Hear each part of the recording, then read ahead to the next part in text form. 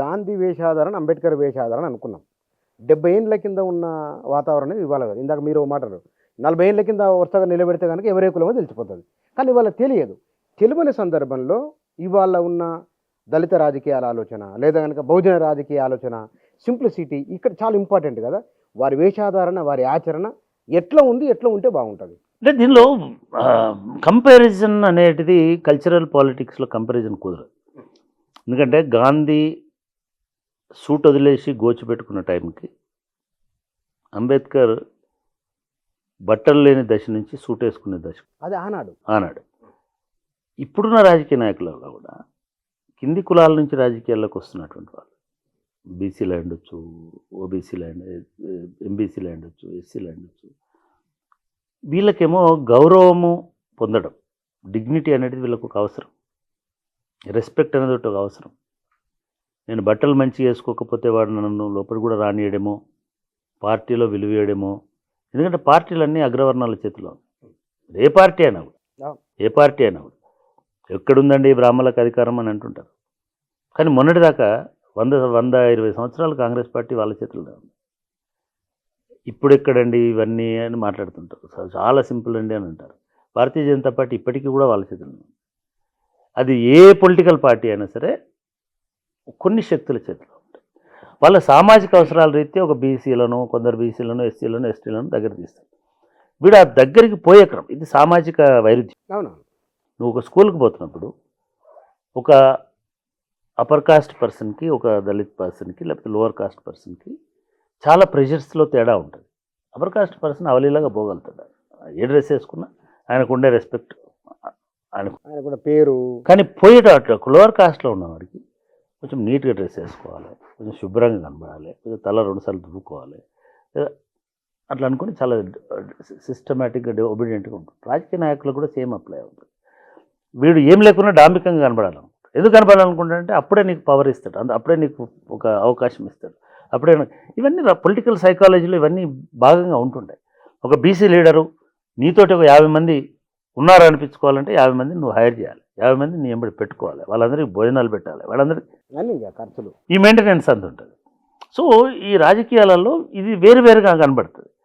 అంటే ఇంకా వైరుధ్యం ఏంటంటే అప్పర్ కాస్ట్ ఆయననేమో సింప్లిసిటీని అడాప్ట్ చేసుకొని సింపుల్గా ఉండాలనుకుంటాడు. లోవర్ కాస్ట్ ఆయననేమో మరి నేను పేదగా కనబడితే ఎట్లా, నేను మధ్య తరగతి అయినా కనబడాలనుకొని ఆ వైపు మూవ్ అవుతుంటాడు. మామూలుగా చూడండి, అంటే చాలా చాలా సింబాలిక్గా చాలామందిని మనకి ఇప్పుడున్న ప్రజెంట్ డేలో ఉన్న రాజకీయ నాయకులను చూస్తే కూడా ఎంతమంది మామూలుగా ఎప్పుడు ఖద్దర్లో చంద్రబాబు నాయుడు లాగా ఎన్నడూ ఇట్లాంటి హాఫ్ కోట్ వేసుకున్నటువంటి వాళ్ళు ఎవరున్నారు? అటువంటి కేసీఆర్ కూడా అట్లాంటి మీలాంటి హాఫ్ కోట్ ఎప్పుడు వేసుకోవాలి. ఒక తెలంగాణ ఓన్లీ వైట్ డ్రెస్ వేసుకుంటాడు అంతే కదా. కానీ ఆయన ఎప్పుడు డాంబికంగా, గంభీరంగా, సింప్లిసిటీ లేదని అనగలమా కేసీఆర్ని? అనలేదు. At the same time Chandrababu Naidu గారు కూడా అంతే పద్ధతి. అంటే ఆయన వయసు రీత్యా కావచ్చు, అనుభవం రీత్యా కావచ్చు. అది అట్లే కేటీఆర్ డ్రెస్సులు చూసుకోండి మీరు. కేటీఆర్ వేసుకునేటువంటిది ఆయన కూడా ఎప్పుడు ఏదో ఇంటర్నేషనల్ కాన్ఫరెన్స్లు పోతేనో ఈ మొత్తంలో రేవంత్ రెడ్డిని కూడా ఆయన కూడా అదే పద్ధతిలో. అంటే వీళ్ళ వయస్సును కన్సిడర్ చేస్తాము, వీళ్ళకు ఉన్నటువంటి అంటే వాళ్ళకుండే టేస్ట్ను కన్సిడర్ చేస్తాము. ఇట్లా అనుకున్నప్పుడు ఎవరు సింపుల్గా కనబడుతున్నారు మోడర్న్ లీడర్స్లో? మీకు హరీష్ రావు చాలా సింపుల్గా కనబడుతున్నారు. ఆయన కూడా స్లిప్పర్లు కాకపోయినా మామూలు ఇది వేసుకుంటాడు. ఆయన కూడా మామూలు దీనిలోనే ఉంటాడు. మనం డెఫినెట్గా తనను కూడా అనుకోవచ్చు. కానీ కొంతమంది చాలా స్ట్రైకింగ్గా అబ్బా భలే సింపుల్గా ఉంటాడినా అని అనుకుంటాడు. ఇది కేవలము మీరు తెచ్చిన ప్రస్తావనలో మీనాక్షి నటరాజన్ కాంగ్రెస్ పార్టీలో ఇప్పటి వరకు ఉన్నటువంటి లేదా ఇప్పుడు మిగతా స్టేట్స్లో ఉన్నటువంటి ఇన్ఛార్జీలు చాలా డాబుగా ఉంటారు. ఒకటి నిజానికి వాళ్ళు కూడా డాబుగా ఉండరు. వాళ్ళ వెనుక సంపాదన ఇంత ఉంది అని వాళ్ళు వెళ్ళిపోయిన తర్వాత వచ్చే వార్తలను బట్టి అమ్మో ఈమె సింపుల్గా ఉంది, ఆమె లేదా అతను బాలేడు అని ఇవాళ రేపు రాజకీయాలలో ఏ పార్టీ అయినా, ఒక కాంగ్రెస్ పార్టీ కాదు, టికెట్ రావాలంటేనే కొన్ని 100 కోట్ల రూపాయలు ఖర్చు పెట్టుకునే పరిస్థితిలో. అంటే ఒక టికెట్ పొందాలనుకునేటోడే కొన్ని 100 కోట్లు ఖర్చు పెట్టే స్థితిలో ఉన్నప్పుడు కొన్ని 100 టికెట్లు పంచేటువంటి ఇన్ఛార్జ్ ఇంకెంత ఉండొచ్చు అని అనుకుంటాం. అయితే వీళ్ళు వచ్చిన సంపాదన అంతా వీళ్ళు డెమాన్స్ట్రేట్ చేసి, డిస్ప్లే చేసి ఉండాల్సిన అవసరం లేదు. కానీ ఇతర దేశాలలో ప్రధానమంత్రులు కావచ్చు, మంత్రులు కావచ్చు, అధికార యంత్రాంగం కావచ్చు, చాలా రియల్ లైఫ్లో కూడా లైన్ టీంకు పోయి లైన్ నిలబడి ఉంటాడు.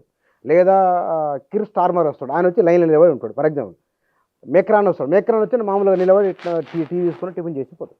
మన దగ్గర అది ఎందుకు లేదు? ఆచరణలో చాలా మంది లోపల మనది ఒక పెద్ద ఫ్యూడల్ సమాజం ఇంకా ప్రపంచంలో ఏదైనా ఉంది, ఫ్యూడల్ విలువలను అట్లే మోసుకుంటున్న సమాజం ఏంటంటే ఒక భారతదేశం.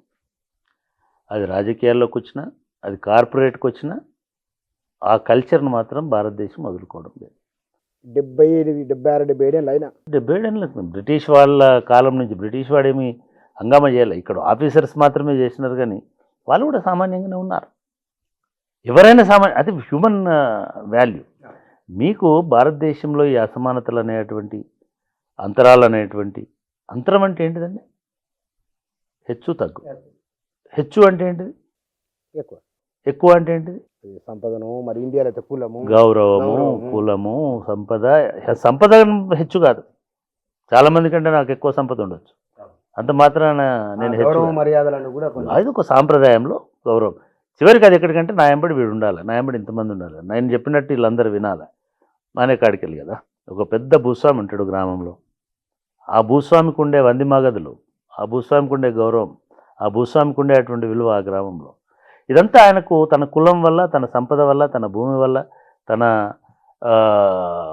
వర్గం వల్ల వచ్చినటువంటి.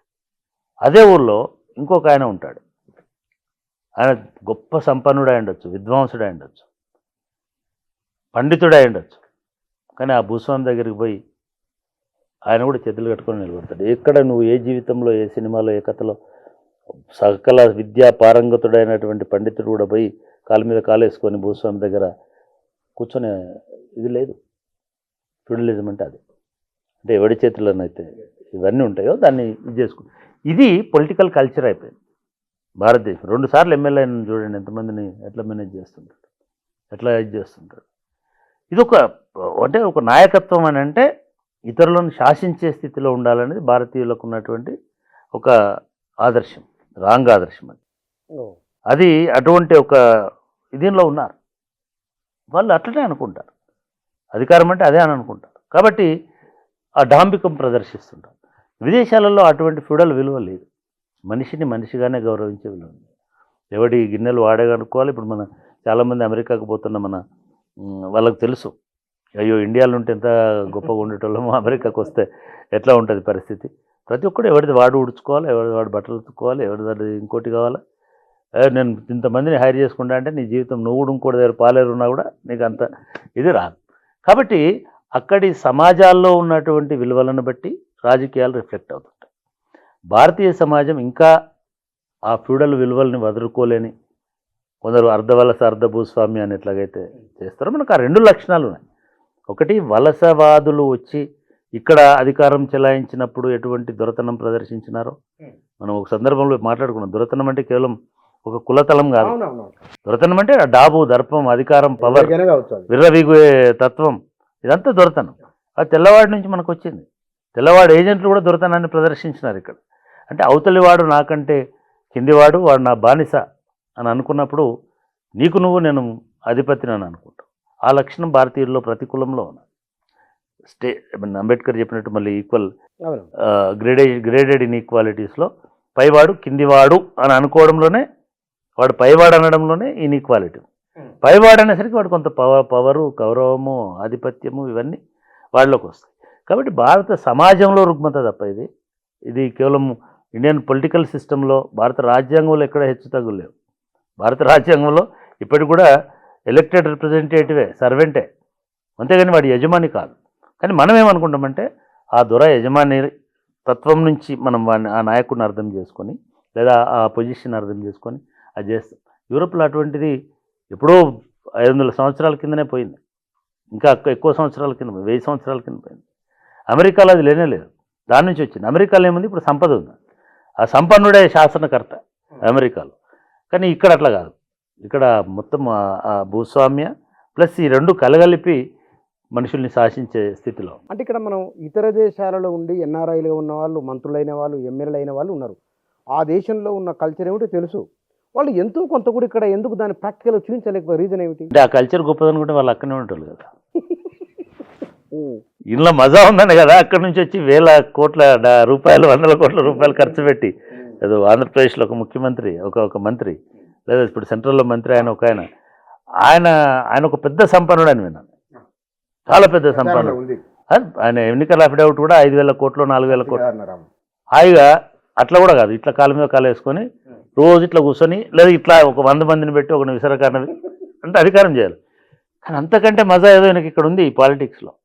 అమెరికాలో నువ్వు అంత పెద్ద సంపన్నుడైనా ఇంకోటైనా ఒకటే లైన్లో ఉంటావు. నువ్వు మీరే చెప్తున్నావు. అంతే అంతే. ఈయనకు స్పెషల్ లైన్లు ఉండాలని ఉంటుంది కదా ఇక్కడ. అది వివిఐపి లైను. దానిలో నీ ముందట ఎవడు ఉంటాడు అంటే కొంతమందికి ఆ రకమైనటువంటిది ఉంటుంది.